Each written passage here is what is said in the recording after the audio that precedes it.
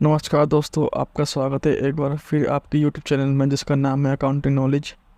तो आज हम बात करेंगे इस वीडियो में कि अगर आपका रिफ़ंड फेल हो जाता है तो उस केस में आप अपना रिफ़ंड कैसे री इशू कर सकते हैं, और अगर आपका रिफ़ंड अभी तक आपको नहीं मिला है तो उस केस में हम अपना इनकम टैक्स डिपार्टमेंट में ग्रीवेंस कैसे डालें ताकि हमारा रिफ़ंड जल्दी से जल्दी आ सके। तो सबसे पहले मैं आपको बताऊँगा कि कैसे आप अपना ग्रीवेंस डालें ताकि आपका जो रिफ़ंड है, अगर आपका काफ़ी टाइम हो गया, आप रिटर्न फाइल कर चुके हैं, 6 महीने हो गए, साल भर हो गया, लेकिन आपका रिफ़ंड नहीं आया है, तो उस केस में आप क्या कर सकते हैं। तो उस केस में आप सबसे पहले आप इनकम टैक्स डिपार्टमेंट में ग्रीवेंस डालिए। अब ग्रीवेंस भी आप किसके अगेंस्ट डालना होता है वो भी हम जानेंगे सब इसी वीडियो में, ठीक है। तो वीडियो को एंड तक ज़रूर देखें और चैनल को लाइक नहीं किया तो लाइक एंड सब्सक्राइब जरूर करें। तो अब वीडियो को स्टार्ट करते हैं। तो सबसे पहले आप अपने इनकम टैक्स की साइट पर जाकर लॉगिन कर लीजिए। जैसे आप लॉगिन करेंगे उसके बाद आपको ये टैब ओपन दिखेंगे। उन टैब में सबसे पहले आपने जाना है ग्रीवेंस में। सबसे ऊपर शो करेगा ग्रीवेंस।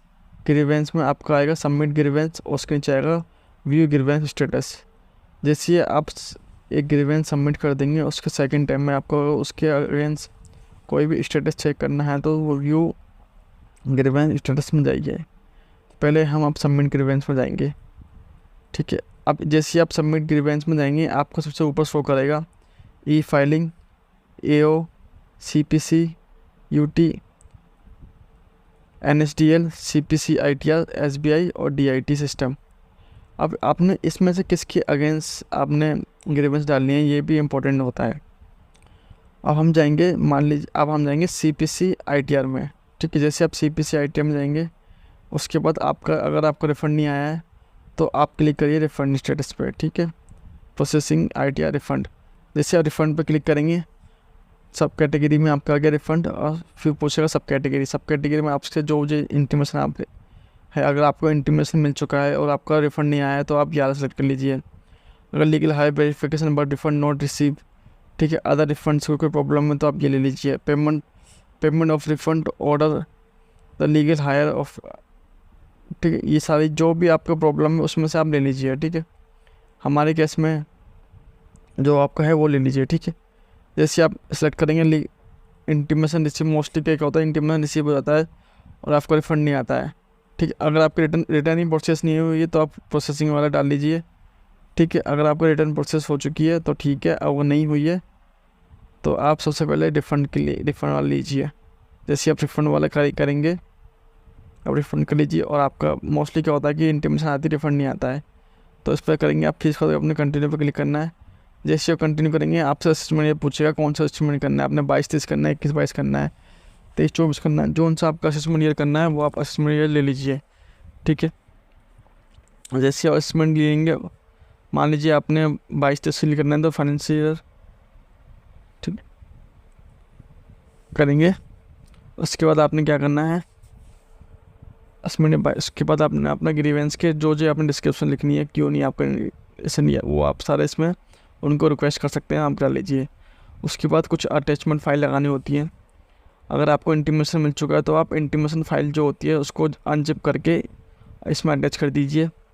और भी कोई आपकी अगर कॉपी है, फॉर्म 16 वगैरह है, फॉर्म 16A आपको कुछ सैलरीज का है, सैलरी टीडीएस वगैरह का है, वो भी आप अगर अपने अपलोड करना चाहें तो कर सकते हैं। जिसमें आपका क्या है फॉर्म 16 और 16A में आपका क्या होगा कि आपकी टीडीएस कितना अमाउंट था वो सारा इसमें होगा। चालान कॉपी अगर आपने कुछ जमा कराई है तो उसके अगेंस्ट आप इसमें अटैचमेंट कर सकते हैं। ऑर्डर कॉपी कोई आपको अगर मिली है वहाँ से तो वो भी आप इसमें अटैचमेंट करेंगे। जैसे आप इसमें अटैचमेंट करेंगे उसके बाद सबमिट का आएगा, आप सबमिट कर दीजिए मेरे। तो जैसे आप सब कुछ कर लेंगे उसके बाद आपका सबमिट का ऑप्शन आ जाएगा। सबमिट पे किसी आप सबमिट पे क्लिक कर देंगे। जैसे आप सबमिट पे क्लिक करेंगे एक आपके लिए एक आईडी जो होती है वो उसमें ऑटोमेटिकली सबमिट होकर ऑप्शन आएगा। लेकिन मैं अभी ग्रीवेंस सबमिट नहीं कर रहा हूँ, इसलिए बस इसमें आपको बताने के लिए पर्पस में कर रखा है, ठीक है। अगर ये तो कैसे हो गया कि आपने अगर आपको इंटीमेशन रिसीव हो गया और आपको रिफंड नहीं आया। कभी कभार क्या होता है कि इनकम टैक्स डिपार्टमेंट आपको रिफ़ंड इशू कर देता है, लेकिन जो हमारा जो भी अकाउंट रिलीज़ करने का अकाउंट होता है वो आता है एसबीआई के पास। एसबीआई के आपको सबके अकाउंट में ट्रांसफ़र करता है। लेकिन कभी कभार ये होता है कि इनकम टैक्स डिपार्टमेंट तो एसबीआई को भेज देता है लेकिन एसबीआई आपको नहीं भेजता। तो उस केस में क्या करना होता है कि हमें बैंक को ग्रीवेंस लिखनी होती है तो हम बैंक में जाएंगे, जैसे हम डालेंगे सेलेक्ट डिपार्टमेंट SBI, उसके बाद सब कैटेगरी आपसे पूछ लेना है, payment taken other than original SSC, refund credited a wrong account, refund order paid but not credited SSC account.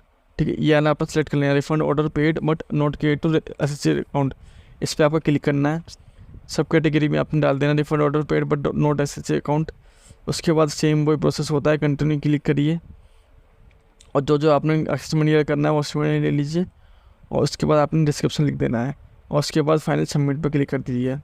ये सब करने के बाद आपके अगर रिफंड, उसके बाद डिस्क्रिप्शन डाल देना, डिस्क्रिप्शन डालने के बाद वो सारे अटैचमेंट आपने डालना है और सबमिट टू ग्रीवेंस कर देना है। जैसे आप सबमिट टू ग्रीवेंस करेंगे, आपकी जो भी ग्रीवेंस होंगी, जितनी भी ग्रीवेंस आपने डाली हैं वो आपको व्यू ग्रीवेंस पर शो करेंगे। हमारे केस में अभी कोई ग्रीवेंस नहीं डालनी है, जैसे आपको सिखाने के लिए पर्पज़ के लिए मैंने बताया था कि ये ग्रीवेंस ऐसे से डाली जाती हैं। ठीक है, जैसे आप डालेंगे उसका पैसा नंबर, ग्रीवेंस एक्नॉलेजमेंट नंबर जो होता है, डिपार्टमेंट, कैटेगरी, सब कैटेगरी, डेट, स्टेटस क्या हुआ कि अप्रूव हुआ है कि नो, डिस्कशन और फीडबैक। जब फीडबैक क्या होता है कि जब असेसिंग ऑफिसर को आपको रिप्लाई देते तो उसके लिए फीडबैक के लिए आप उसका दे सकते हैं कि आप फीडबैक देना चाहेंगे इस बारे में। तो ये तो हो गई आपके ग्रीवेंस की, अगर आपका रिफ़ंड नहीं आया। अब कभी कभी क्या होता है कि आपका रिफ़ंड फेल हो जाता है, आपका अकाउंट्स में अगर कोई एरर होता है तो उसके कोई अकाउंट्स में आपका एरर हो गया या कोई आपका बैंक अकाउंट वैलिडेट नहीं है, तो उस केस में आपको अकाउंट से रीइशू कैसे करना होता है। रीइशू करने के लिए सबसे पहले आप जाना होता है सर्विस सेक्टर में। सर्विस सेक्टर में जाएंगे, उसके बाद आपने ओपन करना होता है रिफ़ंड रीइशू। जैसे आप रिफ़ंड रीइशू पर क्लिक करेंगे, यहाँ पर आपको बॉक्स शो करेगा क्रिएट रिफ़ंड रीइशू रिक्वेस्ट। जैसे आप क्रिएट रिफ़ंड रीइशू क्लिक करेंगे, आपके अकाउंट के लिए अभी हमारे केस में कुछ नहीं है, क्या यहाँ लिखा हो रहा है you have no refund failure to raise reissue request. जब आपके अकाउंट इशू जब आपका अकाउंट फेलियर होगा तो आपका यहाँ पर एक बॉक्स शो करेगा यहाँ पर, और उसमें सबसे पहले आपको शो करेगा असेसमेंट ईयर और आपका अमाउंट। उसमें आपने असेसमेंट ईयर अमाउंट सेलेक्ट करना है और सेलेक्ट करने के बाद आपने जिस बैंक में आपने ट्रांसफ़र करना है वो बैंक आपका अकाउंट वैलिड होना चाहिए और उसको कर दी। जैसे आप जैसे आप उसको सेलेक्ट करेंगे उसके बाद कंटिन्यू कर दीजिए। कंटिन्यू करने के बाद आपके पास एक OTP आएगा, वो OTP से आप वेरीफाई करा दीजिए, आपका रीइशू रिक्वेस्ट चली जाएगी। ठीक है, तो ऐसे आप रीइशू भी कर सकते हैं। तो ये थी आपके लिए सिंपल सी वीडियो। अगर आपको अच्छी लगी हो तो चैनल को लाइक एंड सब्सक्राइब जरूर करें और हमें मोटिवेशन करने के लिए धन्यवाद।